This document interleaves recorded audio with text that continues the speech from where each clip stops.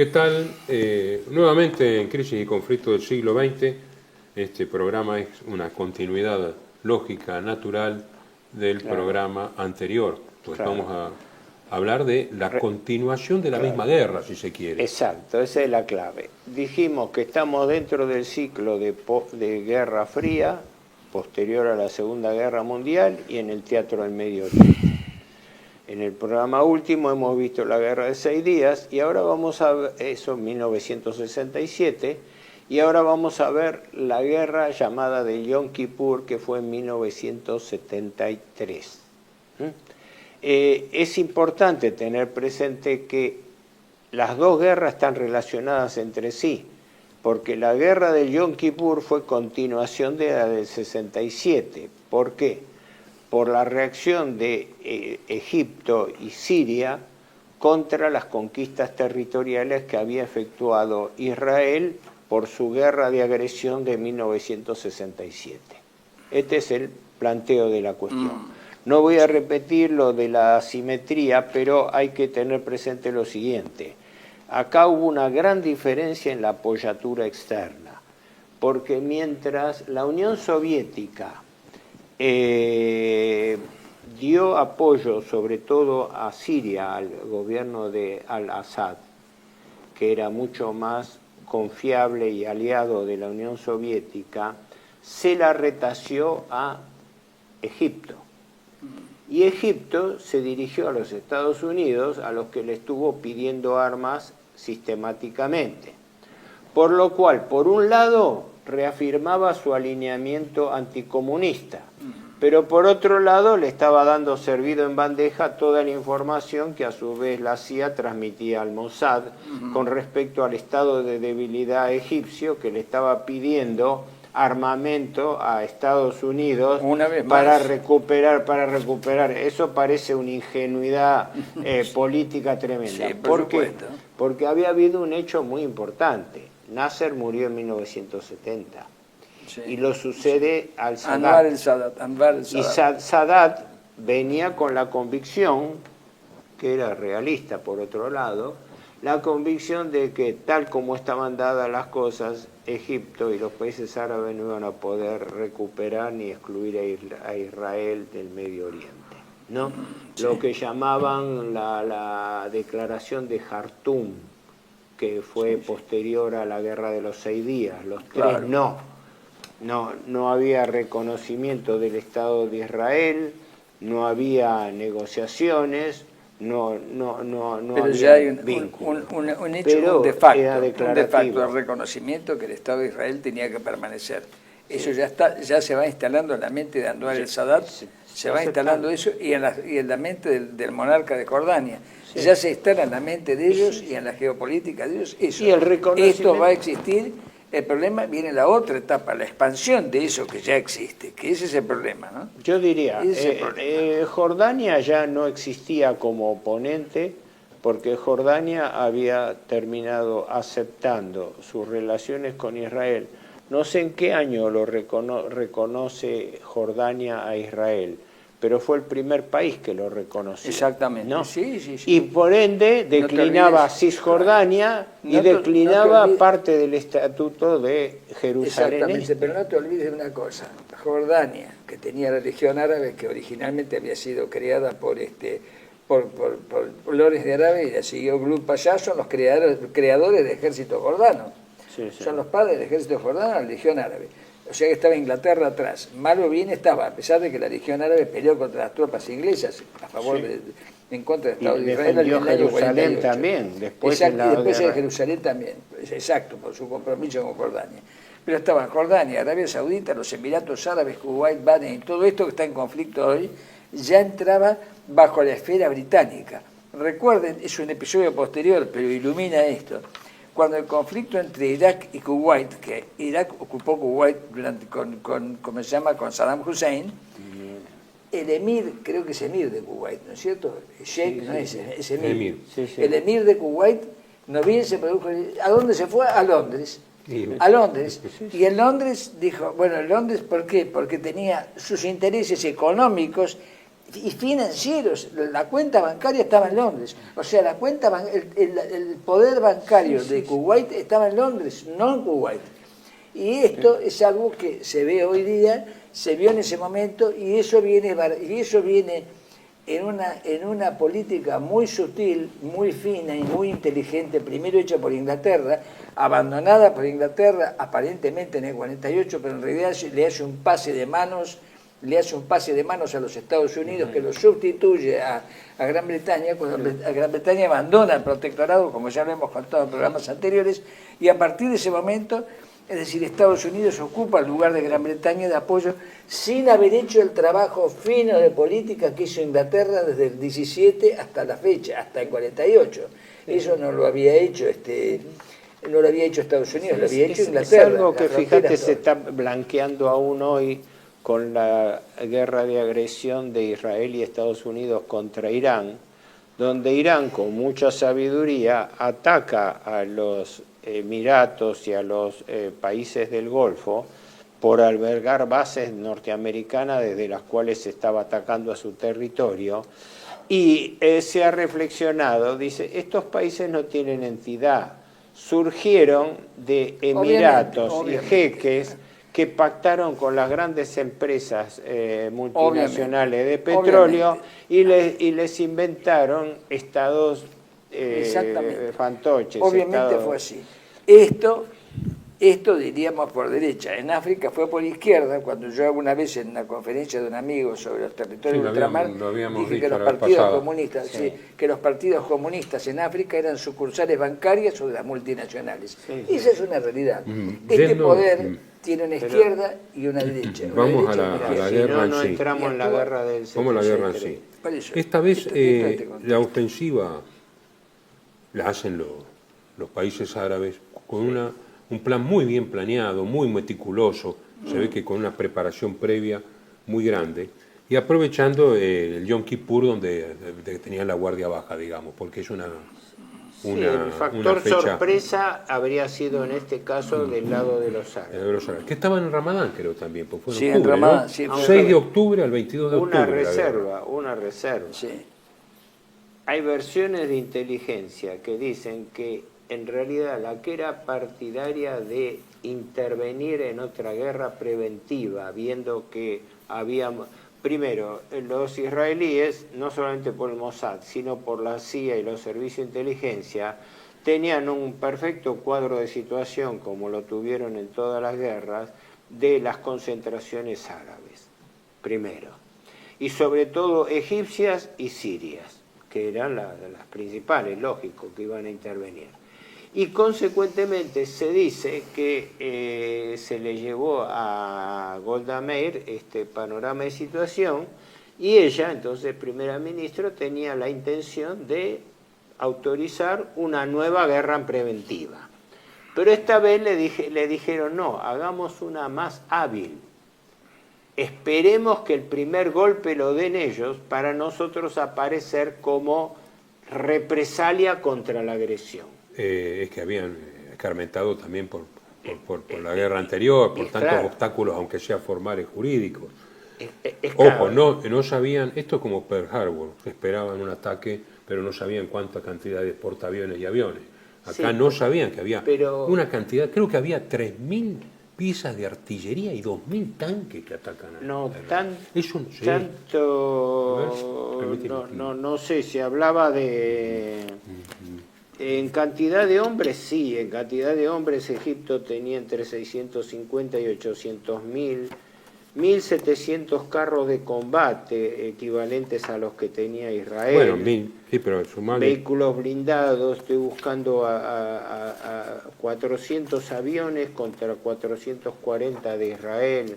No, el poder militar de Israel, más allá de la calidad y de la actualización de las fuerzas, seguía favoreciendo a Israel. No, pero los arrasaron, perdieron, pero en los primeros 2 días perdieron una barbaridad. Es más, si no vienen los Estados Unidos, Israel desaparece. Exacto, fue el acuerdo del 9 de... porque la guerra fue entre el 6 y el 25 de octubre del año 1976. En realidad, acá el mito de la invencibilidad israelí se va al diablo. a pesar de todo, Sí, sí. Se refuerza la autoestima del mundo árabe. Sí, sí, Porque la guerra Y la fue- división. fue- después y la de división. y Fue la muy bien división, conducida. Y la división. fue muy bien conducida. Yo creo que el aporte verdadero de la Unión Soviética, no hay que olvidarse que la Unión Soviética ya no era la Unión Soviética de Stalin, sino la Unión Soviética del 54 para adelante, la que había pactado nuevamente con los poderes occidentales. Entonces tenían que trabajar juntos, es decir, Lo que pasa es que hay una realidad. entonces Seamos contribuyeron, claros. perdón, déjame terminar la idea porque si no queda trunca, Sí. contribuyeron, creo yo, de auxilio a los países occidentales, quiero decir a los servicios occidentales que la prestan en Estados Unidos, contribuyeron dividiendo el frente árabe. Vos señalaste lo de Siria y lo de Egipto, y es verdad. Lo de Siria y de Egipto. Ya no estaba Nasser, que unificaba las dos cosas, sino que estaba Sadat de un lado ¿cómo se llama? Y Sadat de un lado y al-Assad Y con y estrategias Hafez al-Assad. diferentes. ¿Cómo?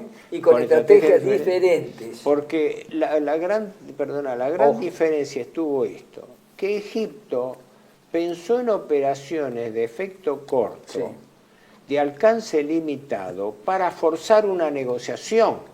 No para destruir Israel, sino para forzar una revisión de Naciones Unidas. Porque Egipto quería cuidar, y Sadat especialmente, quería cuidar el apoyo norteamericano en Naciones Unidas. Sí, señor. En cambio, Israel aprovechó el contragolpe para fortalecer sus posiciones en... Por eso mi pregunta es esta. Esto es una guerra, estas guerras son guerras militares, lo son de hecho, digo, pero ¿son guerras en última instancia militares o guerras de inteligencia política superior que se valen del instrumento militar? Perdón, porque no nos olvidemos que hay un personaje que ha sido el Metternich del siglo XX, de hecho ya lo ha sido el siglo XX, el Metternich, que es Henry David Kissinger, ¿no es cierto?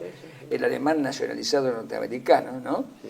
Muy bien. Judío alemán. Sí, por supuesto, sí, claro. Sí, hombre de enorme cultura. De enorme cultura y de enorme capacidad política, lo cual no quiere decir que fuera bueno. Lo cual no quiere decir que sea bueno. Era astuto, perverso y malo, pero de una enorme capacidad. Se sentía el Metternich. Juicio de valor, digo. No, juicio de valor. Es el Metternich del siglo XX, pero no quiere decir que fuera bueno, por supuesto, no es juicio de valor esto.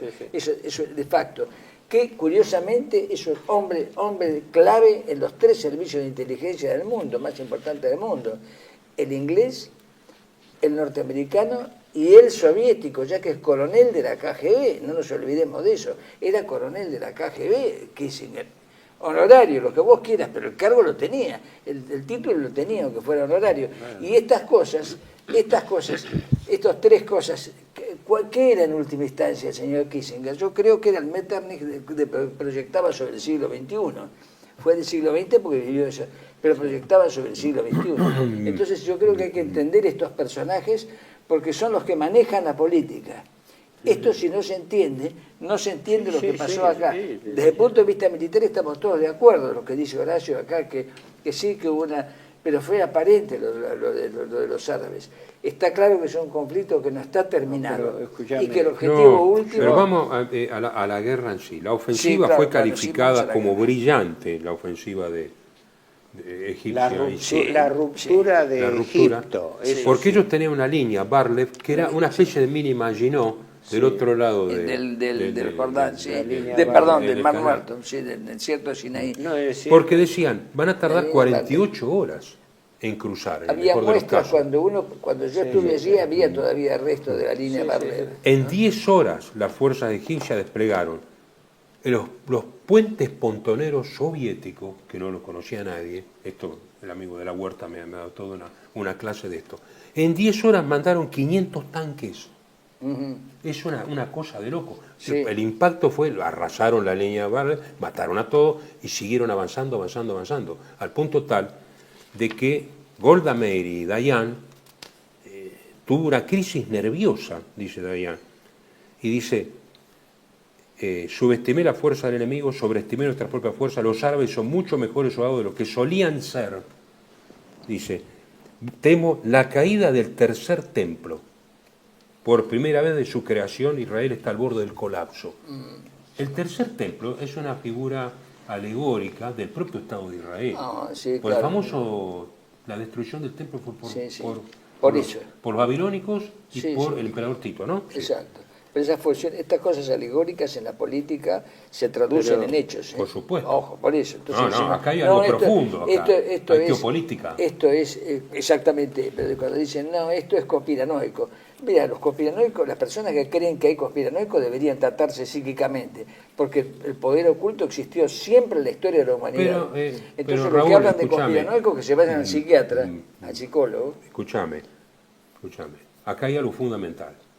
Todos recurren al pasado para justificar sus acciones después ahora. Obviamente. Y la geopolítica existió siempre en todas partes. Obviamente. Yo no soy un tipo que está en el blanco y el negro. Yo no estoy en la No dualidad. se trata de blanco y de negro. Se trata Yo de soy reconocer- nietzscheano, yo creo más allá del bien y del mal, Pero es un están los problema de puentes. creencia, yo no Bueno, estoy vos, hablando de vos creencias. tenés tu creencia Yo- también de- y cada yo cual no tiene lo creo- suyo. Yo yo trato no de ser hablo- no entremos en una objetivo. controversia No entremos en una filosófica. controversia. Vamos a esto. Esto es una realidad. La realidad, la Golda Meir casi se suicida.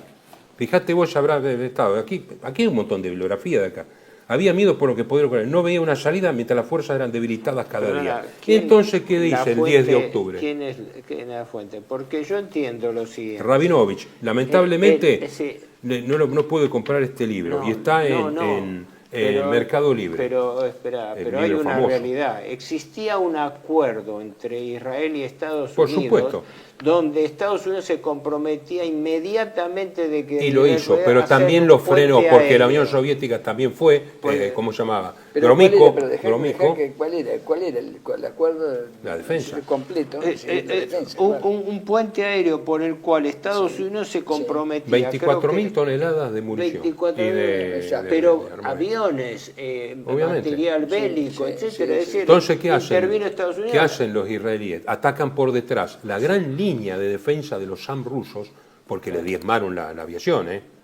Sí. La misilística antiaérea egipcia le diezmó la aviación a Israel, le diezmó la aviación. Entonces ellos tuvieron que atacar por detrás el cinturón misilístico y ahí, al estar rodeados, estaban a 100 kilómetros del Cairo. Y ahí, no creo que era Gromyko. Sí.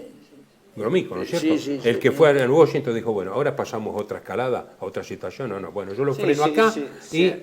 y más o menos hubo una componenda que viene después con la paz esta negociada de Egipto, que desde entonces Sadat, creo que después fueron premio Nobel, no sé. Sí, en el Sadat, acuerdo de Yo le Camp llamo- David el de acuerdo de Camp David. 1979 Yo le llamo los pactos de donde- McDonald's. con Begin. Yo le llamo los pactos de McDonald's entre Estados Unidos y la Unión Soviética post-estaliniana. Pero por eso, volvamos a recordar. Pero cada cual tiene esto. su, cada cual tiene su claro, opinión sí, en por esto. supuesto, claro, El objetivo, la gran diferencia es, el objetivo de Egipto era limitado y era fundamentalmente recuperar el Sinaí. No nos olvidemos Que se recupera. que Israel desde el año 1967 hasta el año 1973 estuvo ocupando Sinaí Sí, y explotando sí. los yacimientos petrolíferos Sí, sí. de Abu Reis que estaban ahí en la zona de mediados.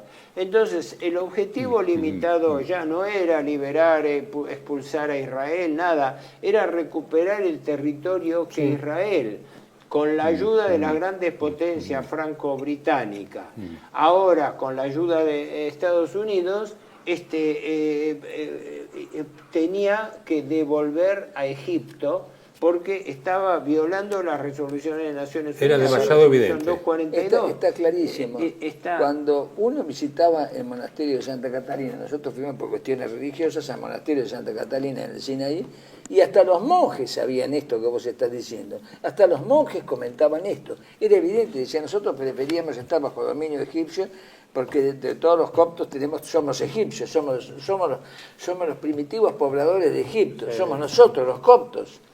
Ellos, los coptos, se reconocen como los primitivos pobladores de Egipto, anteriores a los musulmanes, No, lo cual es porque absolutamente pasó cierto. lo ¿no? siguiente, efectivamente, no sé cómo andamos con el bloque, con el tiempo del bloque. Si lo interrumpimos ahora y seguimos Bueno. con las operaciones militares. 3 minutos más, porque cuando siempre tenemos, bueno. tenemos un margen, ¿no? No, este es el segundo bloque, estoy ya el Alzheimer Sí, me sí. tiene mal.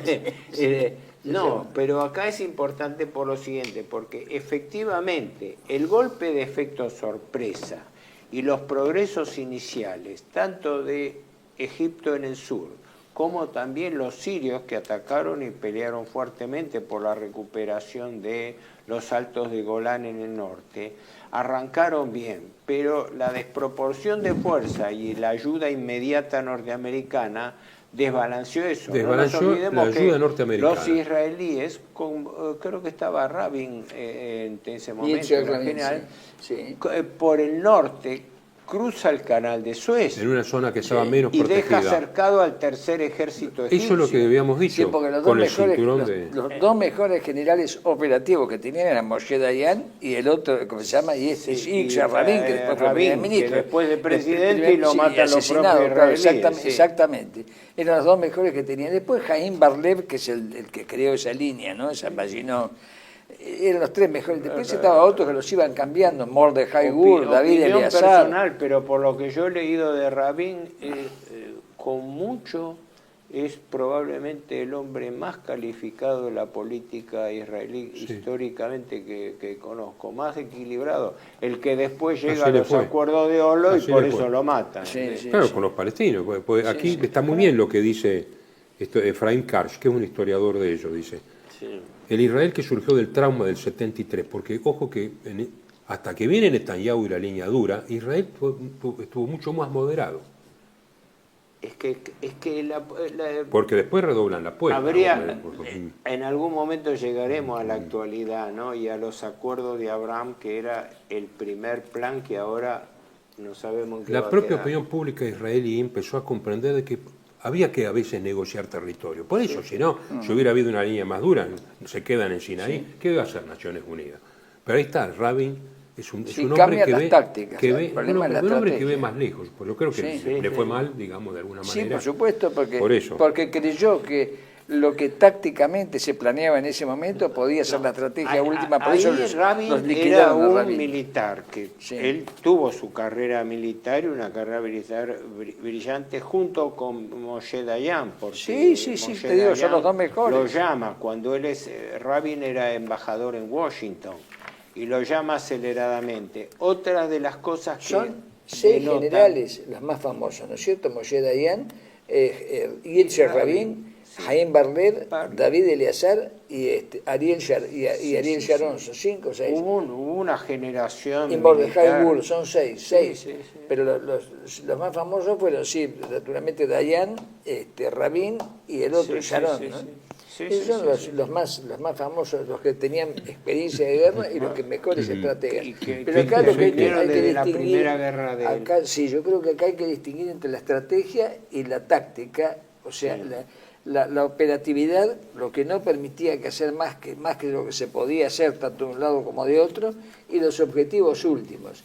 Los objetivos últimos todavía no han terminado, por eso le costó la vida. Yo creo que Rabin pagó con su vida el hecho de haberse creído que esta guerra del Yom Kippur podía ser definitiva y de ahí se podía llegar a una paz duradera. Está visto que no fue así. Él creyó eso y quizá trabajaba por eso y le costó la vida. Ambas ofensivas fueron contenidas rápidamente, porque la ofensiva egipcia arrancó efectivamente bien, fue efectiva, produjo daños altos comparativamente a los israelíes. Y nunca habían tenido una semejante cantidad de... Fue 800 tanques perdió Israel, contra 600 de Egipto, según yo tengo cifras mucho menores. Hablan de entre, más de 400 blindados destruidos de Israel, pero 1000 dañados casualties es no solo destruidos, sino dañados y puestos inmovilizados. Claro. Israel, 2.812 muertos, 7.500 heridos, 531 capturados, 840 tanques y 120 aviones. Egipto, 12.000 muertos, 30.000 heridos, capturados 9.000 al final de la guerra, 650 tanques, menos que Israel. Y Siria, 7.000, 21.000, 600 y 160 aviones. Pero fue terrible, no fue el paseo de 67. Lo único que fue clave, y la prensa como siempre lo agrandó debidamente, de que el cerco al tercer ejército egipcio, incluso hubo una trampa diplomática en eso, porque se acordó un cese del fuego y Israel demoró creo que 24, 48 horas en implementarlo para completar el cerco del ejército, para cortarle los suministros, que estaba violando las leyes de tregua que se habían pactado vía intervención de Naciones Unidas. Pero más allá de los detalles, de los detalles, el tema está en que la contraofensiva, y justamente orientada por Rabin, se produjo cercando al tercer ejército, con el cual se congeló la ofensiva en el sur de Egipto. Y en el norte lo mismo, porque en la zona que está la ciudad más importante es Quneitra, ahí, ¿no? Sí, yo estuve ahí, es un lugar que han arrasado totalmente los israelíes cuando tuvieron que entregarla, que fue el Papa polaco, ¿cómo se llama? Juan Pablo II, Wojtyla, a dar una misa en las ruinas. Está en ruinas, pero de todas maneras pasó también así, que Israel hizo una contraofensiva, no solamente rechazó a las tropas sirias, sino que tomó la ruta a Damasco. Y se dice que inició el avance hacia Damasco. Y hacia el Cairo estuvieron a 100 kilómetros. Por eso va Coromico y dice, bueno. Al Cairo por el vía del cruce de Suez. Está bien que todo eso fue muy manipulado por la prensa, ¿no? Dándole más mérito de los que tuvieron. Pero de todas maneras se revirtió, la ofensiva se revirtió. Ahora, si vamos al final de todo, encontramos que al final la maniobra de Saddam, o lo que se había pactado con Saddam, resultó, porque en el año 1979, años después, se firma los acuerdos de Camp David, estaba entonces Carter, ¿no? Donde justamente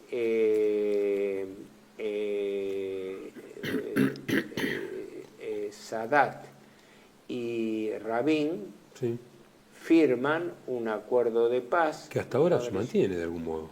Que se mantiene, sí.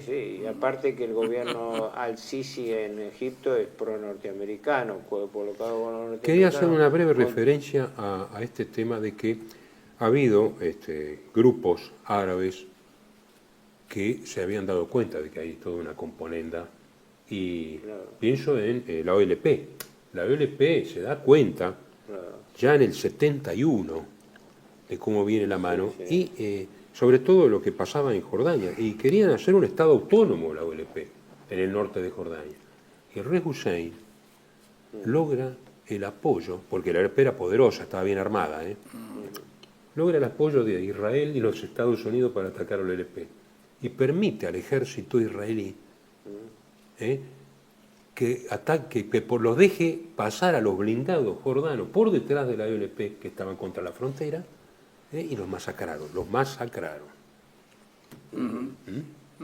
Que ahí fue en septiembre del 71, y de ahí viene Septiembre Negro, la organización que después secuestra y mata a los atletas israelíes en Olimpiadas de Múnich, etcétera, etcétera. De ahí viene todo el tema del terrorismo, reivindicando lo que toda la guerra de desgaste, de atentados, de terrorismo, porque etcétera. Yo creo que eso es uno de los objetivos buscados.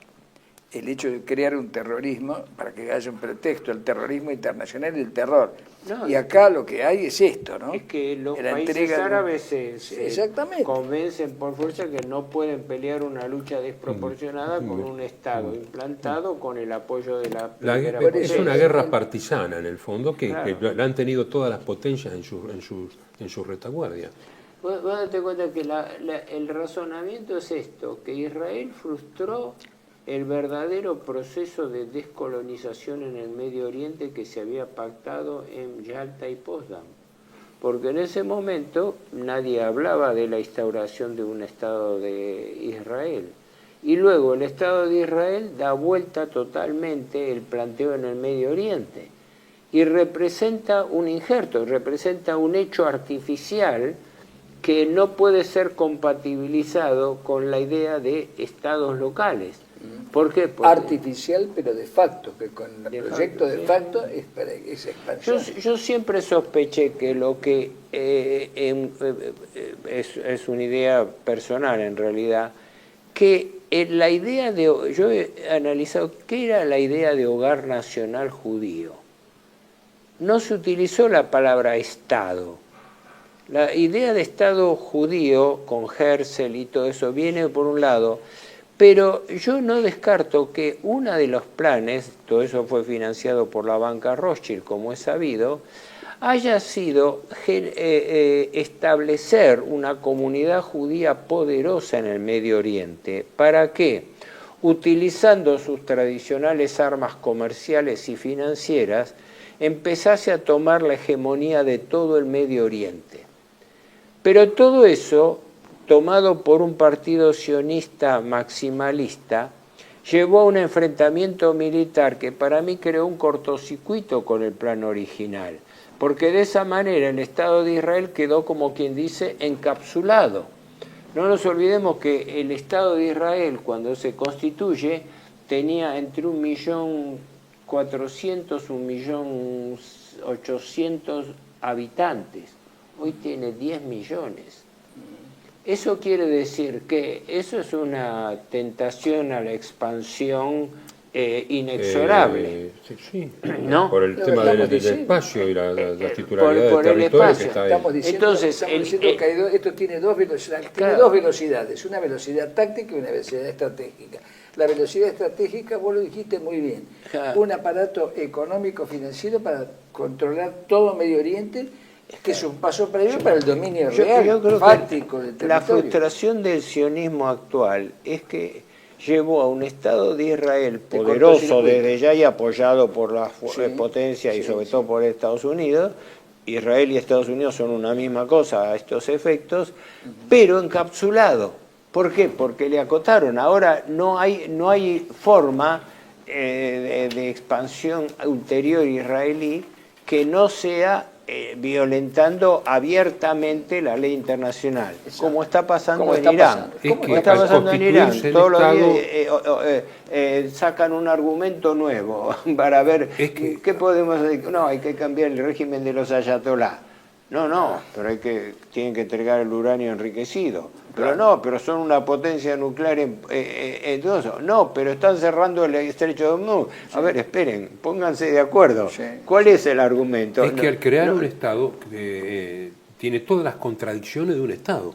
Es decir, está jugando de una manera que no era precisamente el plan original. El plan original era un dominio económico sin Estado. Claro. El Estado asume una responsabilidad y unas contradicciones tremendas, incluso dentro del propio Estado. Cuando la banca Rothschild habla y avanza la idea, yo traté de rastrear sobre cuál era la idea de hogar nacional judío, si bien la interpretación corriente es que se utilizó una forma figurativa para no hablar de Estado, ¿no? Pero yo dudo de eso. Yo pienso que Israel hubiera podido llevar una política más inteligente y más astuta si se hubiera afianzado dentro de una unidad política árabe, pero con autonomía.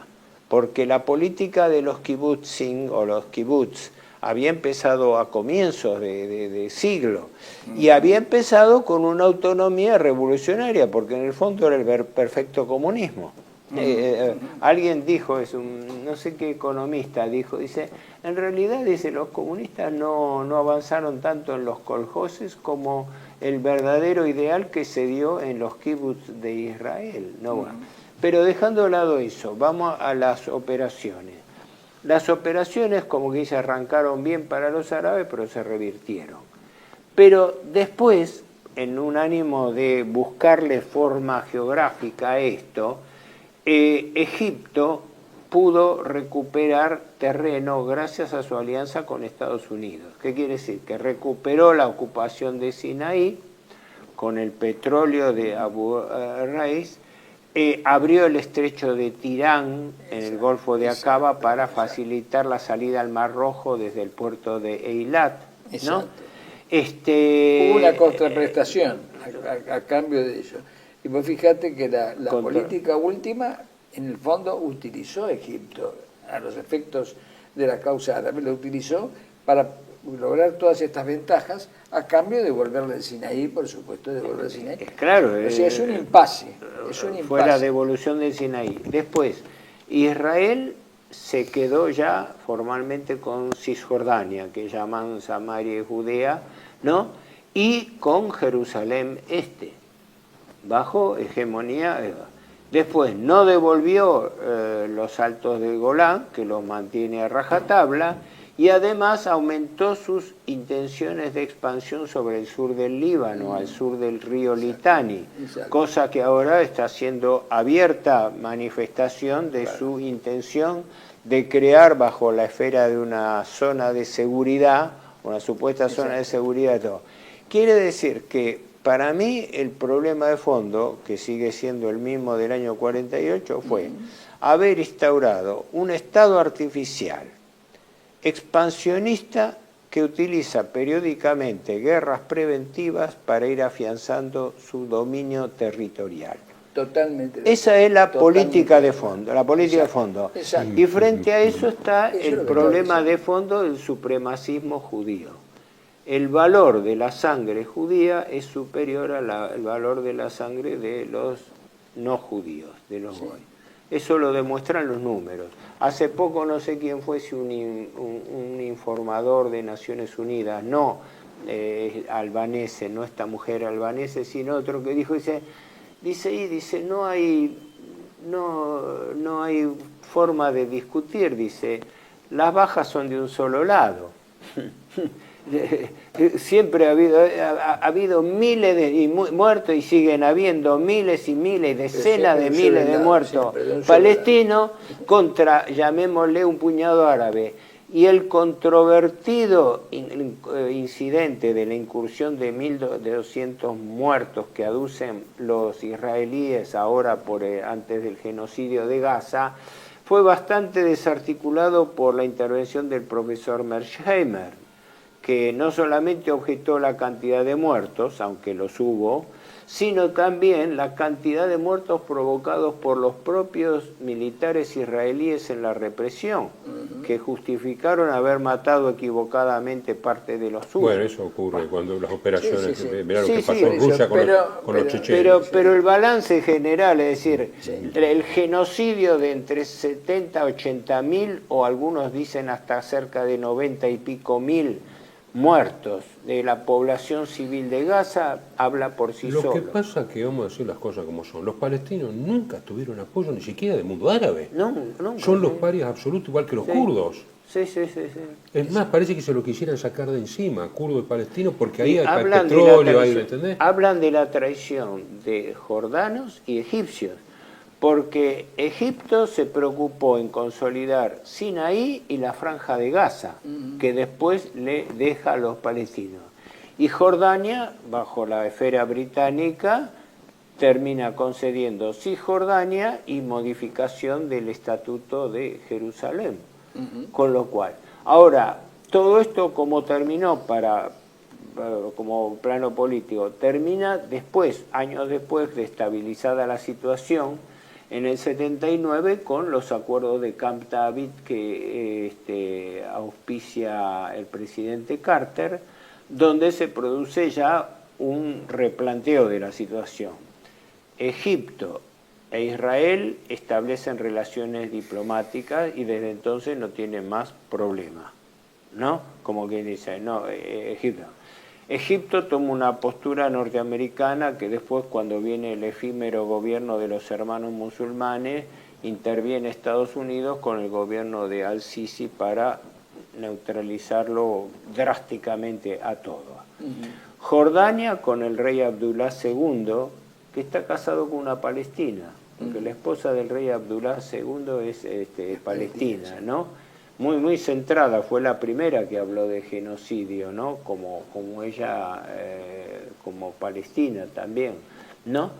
Y Líbano totalmente hackeado, defendido por Francia por tradición histórica, pero completamente hackeado porque es el país más impietosamente castigado unilateralmente por Israel.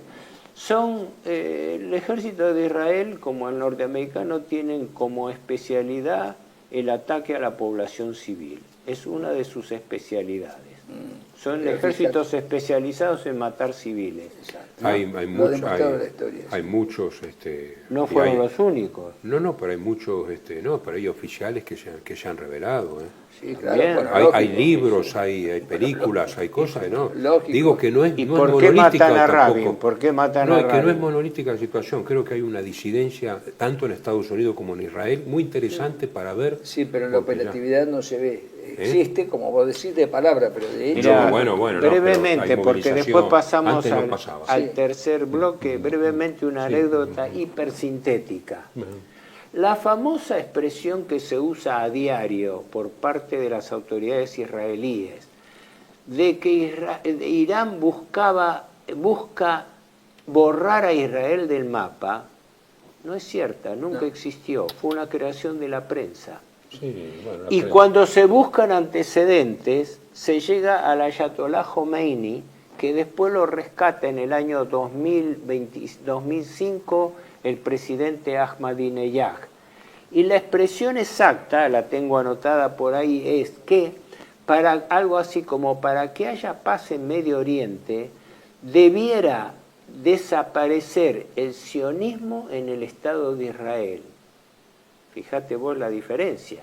No es lo mismo decir borrar a Israel del mapa que decir tiene que desaparecer el sionismo en Israel, que es el partido de la guerra, como pasó en la Segunda y en la Primera Guerra Mundial. Es el partido de la guerra. Es, para ponerlo como ejemplo, Netanyahu o sus dos, digamos... El padre de Netanyahu era secretario de Jabotinsky. Sí, en Lituania. Sí. Sí, pero ahora Hay una línea ahí, me refiero, ¿no? La famosa línea Likud, ¿no? Línea dura. Es claro, lo que llamo el partido de la guerra está entorpeciendo, pero notablemente, eso hay que los argumentos que está utilizando son falsos. Irán nunca dijo que había que borrar a Israel del mapa. Irán se refería a que tenía que desaparecer el sionismo en el Estado de Israel. Pero esto te demuestra una vez más que hay una guerra oculta, en el sentido que yo le llamo guerra oculta, ¿no? Para que disfruten los que hablan de conspiranoicos, en vez de ir al psiquiatra les gusta hablar de estas cosas, es el hecho de que las declaraciones de Khomeini siempre están cortadas, tijereteadas o adulteradas. Cuando las ves completas, la técnica de es lo que vos estás diciendo. Bueno, Es lo que vos, en ningún momento dice la técnica los discursos de Putin también. La técnica de atribuir al contrario cualquier brutalidad es histórica. Bueno, terminamos el bloque y continuamos en el próximo. Residencia como en casa, siempre contigo. Es un hogar habilitado en la ciudad de Buenos Aires con más de 30 años de experiencia en el cuidado de adultos mayores. Ubicada en el barrio de Villa Real, en pasaje Francisco Bauzá 2372, casi esquina Tinogasta. Ofrecemos atención personalizada y un ambiente cálido para nuestros abuelos. Contamos con habitaciones premium, con baño privado y TV por cable, menú supervisado por nutricionista, cocina de primera calidad, jardín terraza para el esparcimiento y conectividad para videollamadas y llamadas telefónicas. Además, ofrecemos servicios opcionales como peluquería personalizada y confección de ropa a medida. Comunicate al 11 50 35 15 25. En Como en Casa, el bienestar y la comodidad de nuestros adultos mayores es nuestra prioridad. Los esperamos. Bienvenidos a CEPA, Centro de Estudios del Pensamiento Americano. Nuevo sitio web de cursos de formación en política, filosofía, historia, literatura, geopolítica, religión, psicología y más. Cursos de formación que reflejan el verdadero pensamiento americano. Lo invitamos a elegir el curso de su agrado ingresando en www.cepa.la.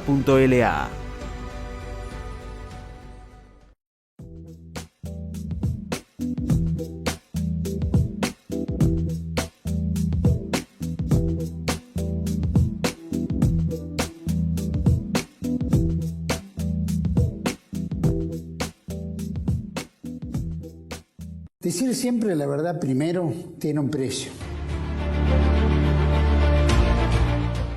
Dependemos de tu ayuda. TLB1, toda la verdad primero.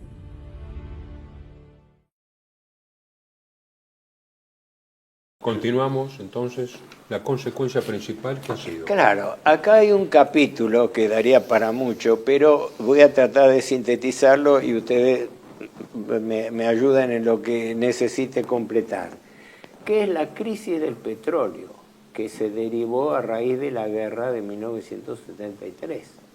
Porque este fue un efecto, hace acordar mucho la situación actual de la guerra de agresión de Israel y Estados Unidos contra Irán, que está produciendo también un encarecimiento del petróleo y por ende llevando. Una aclaración importantísima que hay que hacer. Cada vez que ha habido un problema en Medio Oriente que repercutió en la industria de petróleo, el primer perjudicado fue Europa. Porque claro, Europa es el principal consumidor de petróleo que no tiene petróleo propio. Mientras que Estados Unidos y la Unión Soviética, ahora Rusia, se benefician grandemente, amén de otros productores. Incluso la Argentina ahora, con el fracking de la Argentina, se le auspician. También va a haber aumento de inflación por vía de los combustibles, pero desde el punto de vista macro es así. Entonces, ¿qué ocurre? Esto produjo una disparada de petróleo inmediata. No nos olvidemos que hubo un reacomodamiento muy fuerte. ¿Por qué? Porque en el año 70 se había creado la OPEP, la Organización de Países Productores de Petróleo. Acá hay un cambio. Normalmente se hablaba siempre de las 7 hermanas, que fueron a su vez componenda de distintos oligopolios petroleros. Las 7 hermanas definitivas que quedaron después de tantas conversiones fueron Exxon, Royal Dutch Shell, la Iranian, que venía de la Anglo-Irania, que se transforma en Amoco, la Standard Oil, que pasa a ser Exxon, la Chevron, Gulf Oil, que es ahora también Chevron, la otra se fusionó con Texaco. Bueno, hubo todo un entente infernal, la Texaco. Pero aparecen nuevos actores, sobre todo con compañías estatales o mixtas, y que son las que constituyen, entre otras, la OPEP. Que desmitifiquemos lo de la OPEP. La OPEP no es la autoridad de países sobre las petroleras, sino es el poder de las petroleras a través de los países productores de petróleo, ¿no? Para decirlo claramente. Entonces, aparte de la Aramco, donde está Arabia Saudita incluida, aparece Gazprom en Rusia, la CNPC de China, la conozco, la MIOC de Irán, porque Irán también. Son todas empresas donde total o parcialmente tiene metido capital el gobierno. Ya es diferente, ya no son solamente las... Después PDVSA en Venezuela, ahora capturada por Estados Unidos. Petrobras en Brasil y las Petronas de Malasia. Son las nuevas 7 hermanas, ¿no? Que se suman a las anteriores. La OPEP había sido constituida en 1960. Esto constituye un gran cambio porque al formarse oficialmente un oligopolio, un cártel o oligopolio de petróleo, se rigen los precios internacionales del crudo, que es lo que rige hasta ahora. Y todos los efectos del Medio Oriente, como es lógico, repercuten en el ámbito internacional. Eso es lo que pasó después del año 73 y que se da, para hipersimplificarlo, en las dos crisis, la crisis del 73 y su continuación del 79, donde hubo saltos de petróleo. Si yo no me equivoco, en el año 72 el petróleo estaba en un valor de 2,5 a 3 dólares el barril. Después del año 74, de la guerra de Yom Kippur, pasó a 12 dólares. Claro, mucho. O sea, de 3 a 12, se multiplicó por 4. Pero después siguió subiendo. Y a su vez eso provocó inflación en Europa y en Estados Unidos. Algo de lo que está volviendo a pasar ahora con el cierre de Hormuz, que produce un encarecimiento de petróleo. El encarecimiento de petróleo revierte sobre los países industrializados y con eso sobre la inflación interna de esos países, con lo cual se crea un nuevo mecanismo de estanflación, o sea, estancamiento económico acompañado y provocado por inflación. Es interesantísimo y bueno, hasta hay ríos de tinta que lo desarrollan. Pero como complemento necesario de lo que estamos hablando, el disparador que actuó en esto fue la guerra de Yom Kippur, porque eso establece un cuadro más diversificado, más multilateral de los intereses en Medio Oriente. Después esto iba a repercutir, lo vamos a ver más adelante probablemente, en toda una serie de otros países que quisieron posicionarse con esto. El primero de todos fue Irak, con Saddam Hussein, en el año 81. Estamos hablando de los acuerdos de Camp David, fueron en el 79. En el 81 Saddam Hussein, envalentonado por los propios norteamericanos, se larga a la invasión de Kuwait para apoderarse del petróleo, pero no nos adelantemos en el tiempo. Yo voy a lo siguiente. ¿Cuál fue el efecto inmediato en materia económico-financiera de la guerra de Yom Kippur? El aumento del petróleo y todo lo que eso trajo como consecuencia. En Europa en su conjunto, con un proceso de estanflación, y en todo el mundo con un proceso de inflación importada, ¿no? Y acá viene un tema que si nos ponemos a hablar, bueno, podemos estar 3 días hablando, pero antes quería hacer una observación que no se me escape. El pico de Hubert.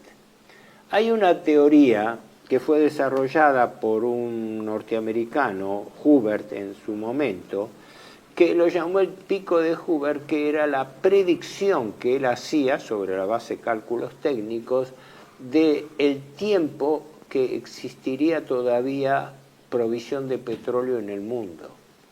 Y que fue lo que movía y mueve hasta hoy en día el avispero mundial. ¿Hasta cuánto puede durar el petróleo si es que se acepta la teoría orgánica del petróleo, ¿no? Tema científico a controvertir, ¿no? Porque se habla desde hace décadas de que el petróleo se agota, pero cada vez tenemos más petróleo y ahora con el fracking más todavía. Bueno, en ese momento, dentro de ese cuadro, se da la transformación, yo creo, más importante de toda la época contemporánea, que fue el complot entre las petroleras y los bancos. Hace poco, a pocos días antes de caer en las elecciones, un periodista le preguntó al primer ministro de Hungría, Viktor Orbán, le dijo, dice, ¿cómo interpretaba el momento actual? Y Orbán le largó una definición sintética y perfecta. Le dijo, dice, acá ganan los 3 grandes perros de la guerra de siempre. Los 3 grandes perros. La industria de armamentos, refiriéndose a la crisis los 3 grandes perros de la guerra. La industria de armamentos, el complejo militar industrial, la industria del petróleo, que encarece sus precios, y los bancos. Ahí fue donde yo paré la oreja. Los bancos, ¿por qué? Porque ustedes saben que está afianzada la idea de que en realidad los grandes bancos, fundamentalmente norteamericanos, incidieron en la guerra del 73 y en el aumento de los artificial de los precios de petróleo en el 73 y en el 79 para provocar lo que se provocó, un exceso de liquideces. Claro, el valor del precio del petróleo se fue al diablo, subió después a valores muchísimo mayores que tengo por acá, no quiero macanear con los valores, pero en la época de Chávez, por ejemplo, el valor del petróleo llegó a 100, a más de $150 el barril. Sí. Eso generó un gran exceso de liquidez mundial. Eran los jeques que aparecieron, que no sabían dónde poner la plata. Ese dinero, producto de la crisis de petróleo del Medio Oriente, fue a parar a manos de los bancos. Y los grandes bancos empezaron a encajárselo como créditos baratos a todos los países y generaron la crisis moderna de la deuda, que se desata a partir de la década del 70, la época que aquí coincidió con el golpe de Estado militar, donde se produce el gran fenómeno de crecimiento geométrico de las deudas externas de todos los países. Porque todos los países, bueno, eso lo explica bien John Parkinson en el libro, ¿cómo se llama? Un asesino financiero, creo que es. Él tiene una columna permanente, pero fundamentalmente su aporte fue ese. Él había sido consultor de una empresa ligada al Banco Mundial, donde ahora de viejo confiesa que su tarea era visitar sistemáticamente a todos los jefes de Estado para imponerle la condición. Ustedes toman tanta cuota de deuda externa que le vamos a dar a través de un consorcio de bancos o los derrocamos, como pasó con Chile en Salvador Allende, etc. Entonces, para redondear, porque creo que nos quedamos sin tiempo, este es un punto fundamental, un punto al que le tendríamos que dedicar, pero qué sé yo, tiempo, que fue que una de las consecuencias más importantes de la guerra del 73, que provocó después los dos grandes boom de petrodólares del 73 y del 79, revirtió en definitiva en función del poder financiero, que es el que gobierna hasta hoy en día todas las decisiones, hasta tal punto que ahora se establece que el razonamiento fue inverso, que la guerra del 73 habría sido planificada por los grandes bancos para generar un conflicto de alcances limitados que mataba a dos pájaros de un tiro. Por un lado, favorecía la consolidación de la expansión israelí en el Medio Oriente. Por otro lado, nivelaba el control norteamericano sobre los países que aceptaban la hegemonía norteamericana, con Egipto a la cabeza, ¿no? Y, en tercer término, favorecía a todo el mundo financiero que desde ese momento iba a inventar el gran tema de la deuda externa multilateral en todos los países, que estalla, la nueva época de la deuda externa estalla a partir de los 70. Bueno. Entonces me parece que era importante. Una vez más, muy importante, una vez más decirlo, yo lo dije ya varias veces, una vez más, la guerra siempre es guerra visible y guerra oculta. La realidad es visible y es invisible. Pero este capítulo era insoslayable. Sin el lado oscuro no se entiende. Claro que era insoslayable. Sin el lado oscuro no se entiende. ¿Cuál es la última estrategia? Bueno, el tiempo lo dirá. Pero creemos que es evidentemente a favor de los bancos, una vez que vos lo has dicho. Ha implicado a todos los países, prácticamente a todos los países del mundo. Es un gobierno mundial de la finanza internacional. Esas son las guerras. Hay que ver los bancos chinos que sí, por eso. Estamos hablando sobre todo de Occidente, pero bueno, Occidente ya no, la caída de Occidente. Amigo, esto está muy claro. Amigo, el dinero domina el mundo. Sí, exactamente. Y el dinero está por encima de los intereses de los estados. Los jefes de Estado son marionetas del poder financiero internacional. Lamentablemente es así. Bueno, y así se maneja el mundo. Es lo que estaba diciendo, sí. Bueno, muchas gracias. Continuamos en el próximo programa.